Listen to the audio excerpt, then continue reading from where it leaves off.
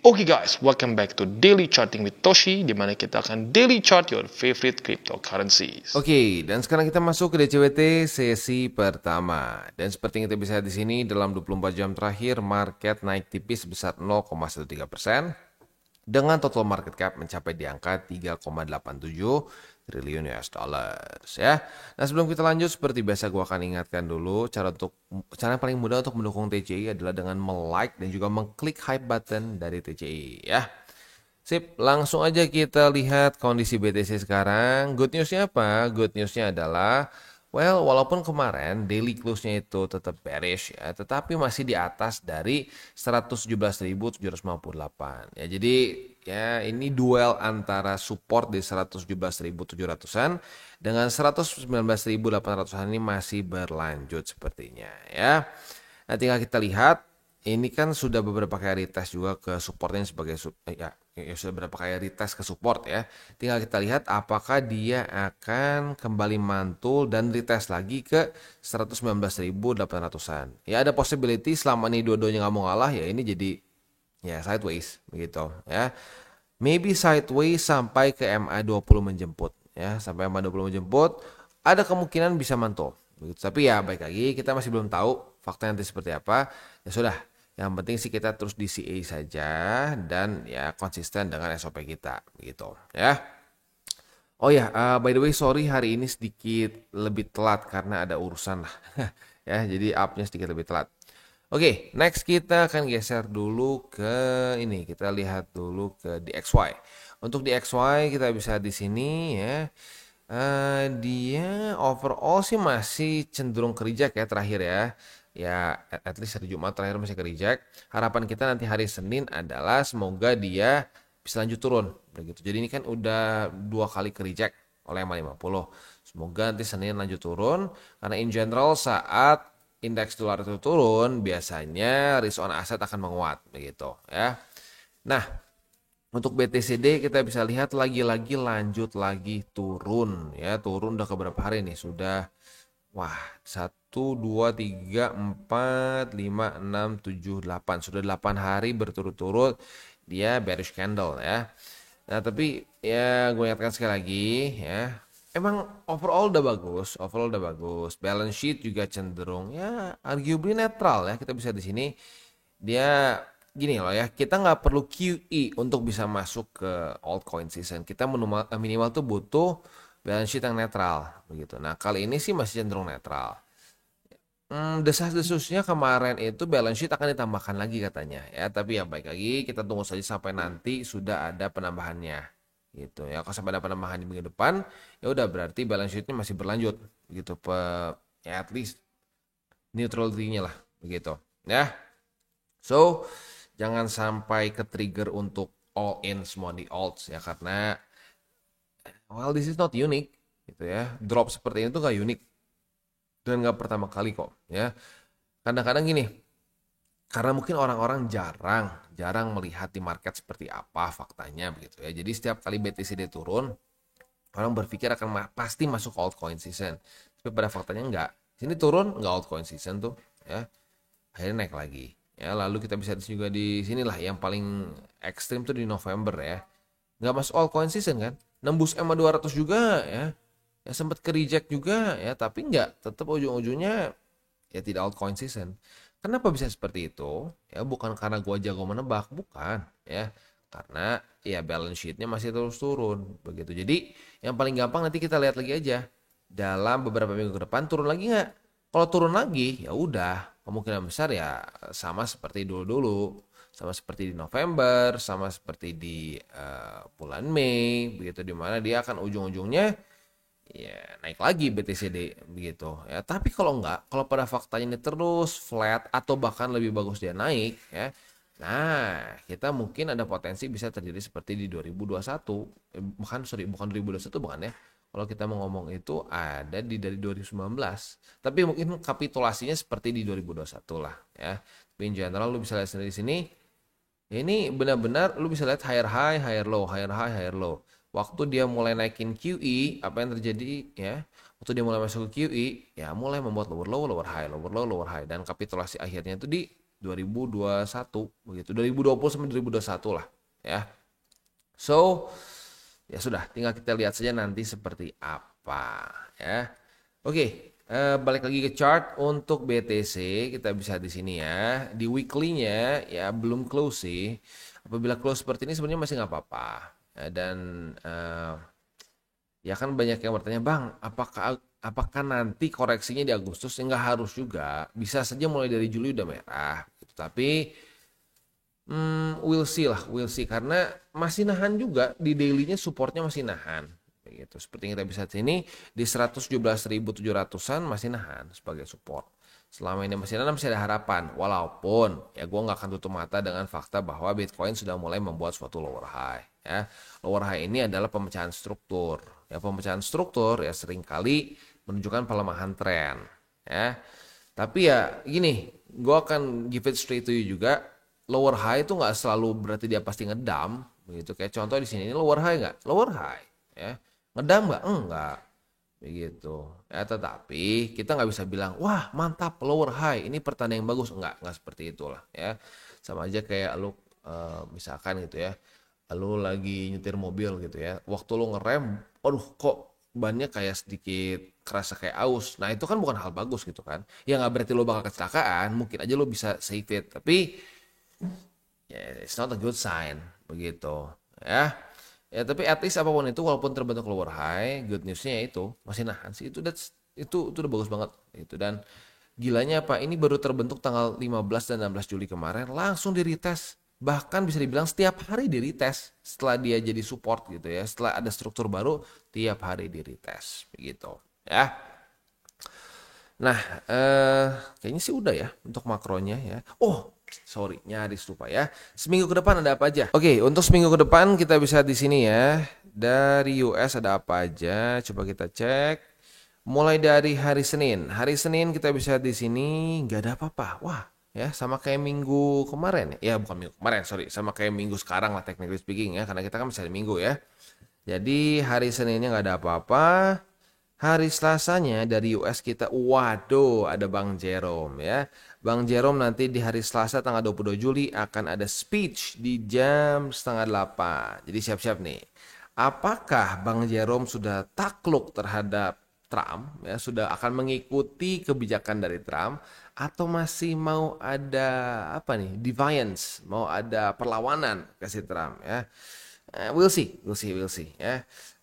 Karena buat lo yang nggak tahu, buat lo yang belum dengerin DCWT dari kemarin-kemarin, kita sudah bahas bahwa ada Fed Governor ya, yang sekarang mulai nadanya benar-benar berbeda dibandingkan dengan si Jerome sebelum-sebelumnya ya. Nama itu kalau nggak salah Christopher Waller ya.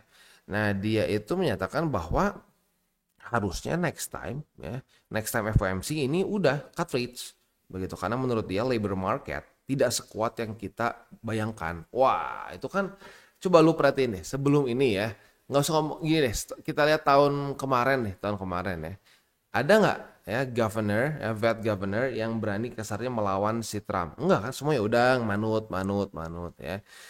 Ya, jadi sekali lagi ya, the Fed itu tidak bersih dari politik, pasti ada juga politiknya ya. Dan kita tahu bahwa sekarang si Trump sangat menekan si Bang Jerome ya.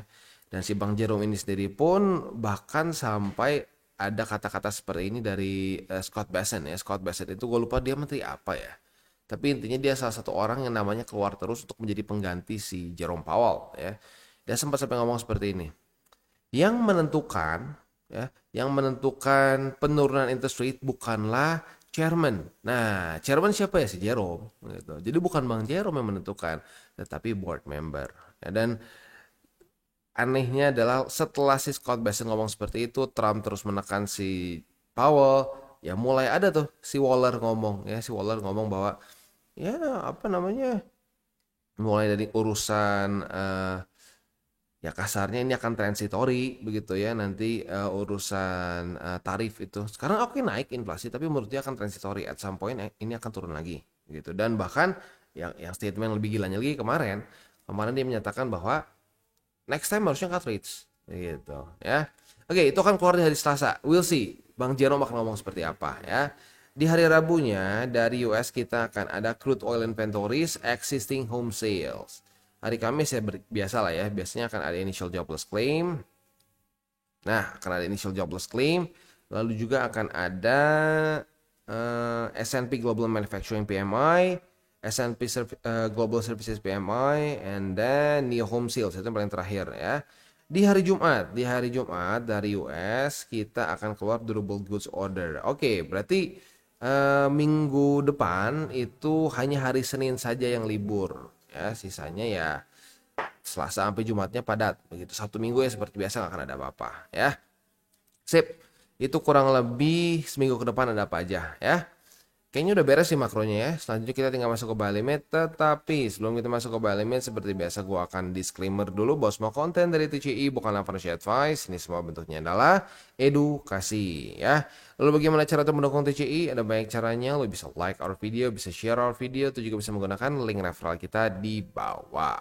Dan sekarang kita akan dengar loop sama sponsor kita pada hari ini. Oke, today's video is brought to you by Bybit. Di mana di Bybit ini kita bisa melakukan berbagai macam hal ya, mulai dari yang newbie sampai yang sudah advance. Buat mungkin lo merasa bahwa aduh bang, gue masih nggak ngerti nih TA, gue masih nggak ngerti charting dan seterusnya, tapi pengen akumulasi, pengen DCA murni, bisa lo tinggal masuk ke sini one click buy, di mana lo bisa pilih lo mau pakai apa ya fiatnya, lo tinggal pilih juga asetnya apa ya. Misalkan lo pengen akumulasi BTC, misalkan setiap hari Senin jam 7 pagi, misalkan gue pengen akumulasi BTC sebesar 100.000 rupiah misalkan ya, lu bisa langsung lakukan di sini. Bisa peer to peer, bisa Dana, Bank BRI dan lain-lain. Ini gila ya, bisa pakai BCA Mobile dan seterusnya. Jadi Bybit ini memang cocok banget buat orang-orang yang tinggal di Indo ya, bisa langsung pakai bank-bank yang memang sudah biasa kita pakai di Indo ya.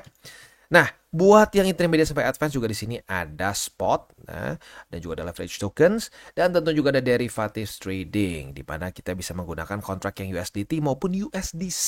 Jadi di sini lo bisa pakai USDC ya, karena nggak semua exchanger bisa menerima untuk futuresnya pakai USDC ya.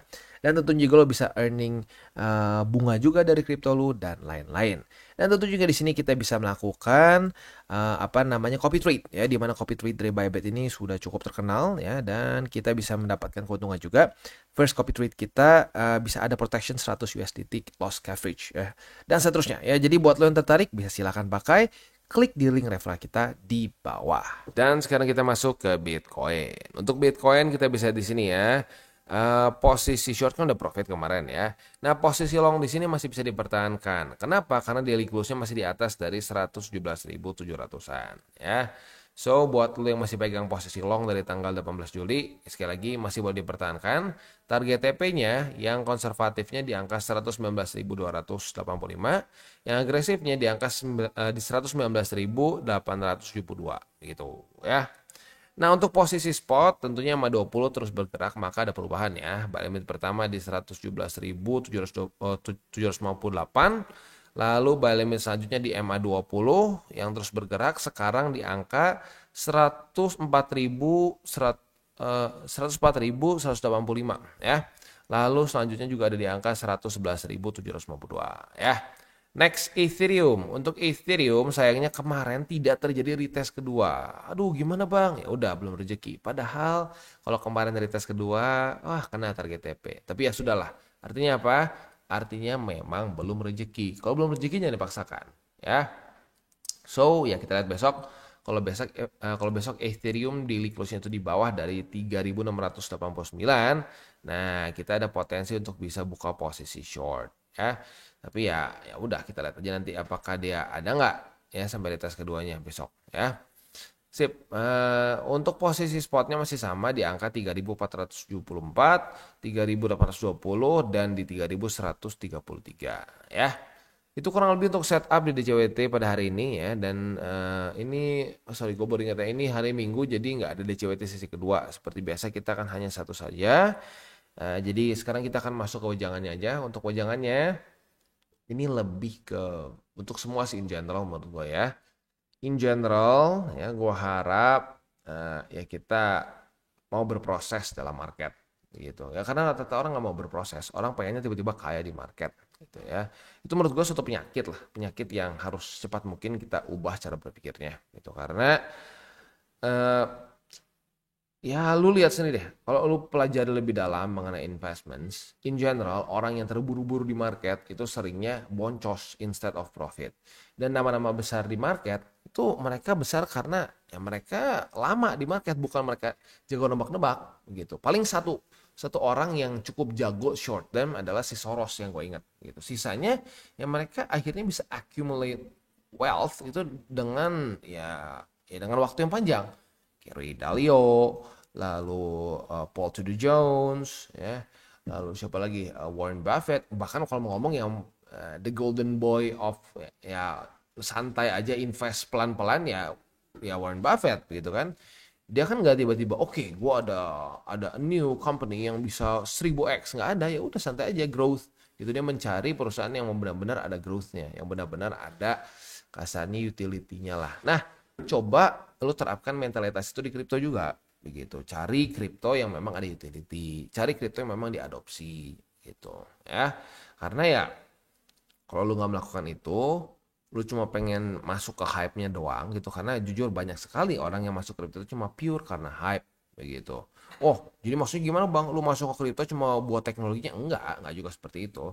Tapi ya gue sadar bahwa it's not, ini bukan ATM kita gitu loh. Kripto itu bukan ATM kita, dan kita nggak bisa berharap bahwa oh gue lagi butuh nih, market nggak peduli begitu loh. Ya secepat mungkin kita sadar akan hal itu, semakin cepat kita bisa actually profit di market gitu. Ya karena pada faktanya kan banyak orang tuh ya yang wah apa namanya ngapain Bitcoin ya. Ini alts yang ini meme coin yang ini bisa 100x ya. Yang ngomong kayak begitu ujung-ujungnya banyaknya apa sih? Banyaknya malah minus kan. Ya coba jujur aja deh, jujur ya. Orang yang teriak-teriak token A, token B, meme A, meme B, ini yang bakal bikin kita tiba-tiba kaya. Banyaknya jadi kaya nggak? Banyaknya enggak. Ada nggak yang jadi kaya? Ada. Contoh dulu tuh ada namanya si Dogecoin billionaire. Ya, itu jadi literally jadi billionaire gara-gara Doge. Gitu. Tapi berapa banyak? Satu banding berapa? Gitu kan. Nah itu yang harus lu sadar. Ya. Lu harus ada hal itu. Itu namanya survivorship bias. Gitu. Banyak orang yang bias bahwa oh bisa kok. Oh lihat tuh. Bill Gates aja nggak kuliah. Iya Bill Gates nggak kuliah. Dia dari awal udah banyak duit. Dia dari banyak duit jadi ultra kaya. Sama Elon Musk gitu. Nah itu tuh sering kali memberikan satu pesan ya bahwa wah tenang Bill Gates nggak kuliah ya.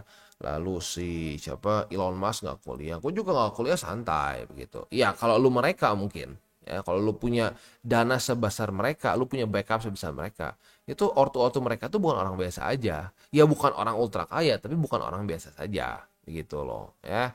Jadi ya tetaplah jangan jangan aneh-aneh berpikir tiba-tiba udah sekolah nggak guna. Sekolah oke, kalau gue mau ngomong secara teknisnya berguna nggak ya, well sebenarnya enggak, karena semakin besar pengaruh internet dan lain-lain. Tapi dalam sekolahan lu belajar untuk bisa berinteraksi dengan orang, bersosialisasi dengan orang, menempatkan diri, tidak gampang ketipu dan seterusnya gitu ya. Kelemahan terbesar dari anak-anak yang di homeschool adalah ya mereka mungkin lack of interaction dengan orang-orang seumuran dia, karena dia akan banyaknya interaksinya sama ortu mereka gitu kan gitu. Nah itu seringkali bisa leads to awkwardness dengan orang-orang yang ya sebaya gitu. Jadi sebenarnya tetap ada gunanya walaupun mungkin nggak seperti zaman dulu. Kalau zaman wah mungkin sebelum kita merdeka ya wah itu ada kasarnya apa namanya eh, ya ya gila, orang yang cuma punya ilmu adalah orang yang masuk sampai kuliahan kan. Semakin tinggi ya udah nggak ada lagi tuh bukunya di jual jual bebas dan ada yang coba kasarnya apa ya? Buku itu dibahas dengan bebas dan gratis. Kalau zaman sekarang kan lu lihat buku apapun akan ada orang yang membahasnya. Begitu, dan kadang-kadang yang serem tuh ya lu bisa lihat sendiri ya kayak MIT itu sering sering ngasih eh, ini apa namanya bukan speech ya, tapi apa namanya ya pembahasan dari dosen-dosen mereka secara gratis di YouTube dan di ya pokoknya di internet begitu loh. Berarti artinya apa kan? Artinya sebenarnya ya mungkin lo berpikir bahwa udah nggak perlu gue bisa lihat semua dari internet. Benar, tapi kadang-kadang bukan itu yang lu cari di kuliahan. Jadi jangan sampai juga kayak ekstremis. Wah, apa namanya sekolah, kuliah, it's a scam. Oke, kalau kuliah masih bisa lah, lu skip langsung aja belajar gitu ya, langsung belajar teknis. Tapi kalau SMP, SMA, SD itu lu perlukan ya, bukan untuk belajar teknisnya, tapi belajar untuk ya mungkin bersosialisasi dan lain-lain. Gitu. Ya. Sip, udah takut kepanjangan juga, kita tutup dengan 3 golden rules. Jangan pakai uang panas, jangan over leverage, berpikirlah jangka panjang. Dan salam tabur tuai ya. Oke guys, jadi itu adalah akhir dari segmen DCWT kita pada hari ini. Dan jangan lupa bagi kalian yang merasakan manfaat dari segmen ini, jangan lupa untuk share ke teman-teman kalian. Dan apabila lu pengen mensupport channel kita, ya TCI, jangan lupa untuk menggunakan link referral kita di bawah. Nggak wajib ya, tetapi apabila lu menggunakan link referral kita di bawah, ada macam-macam ya, dari Bybit, Huobi, Maxi, toko kripto, dan banyak lagi ya. Ya, walaupun nggak wajib, tapi kalau menggunakan link referral kita, lu secara langsung membantu perkembangan dari TCI. Dan satu lagi, jangan lupa juga untuk join Telegram group kita, di mana kita bisa ngobrol-ngobrol santai mengenai dunia cryptocurrency secara 2 arah. So, jangan lupa untuk like, subscribe, click the bell icon, and see you on the next video.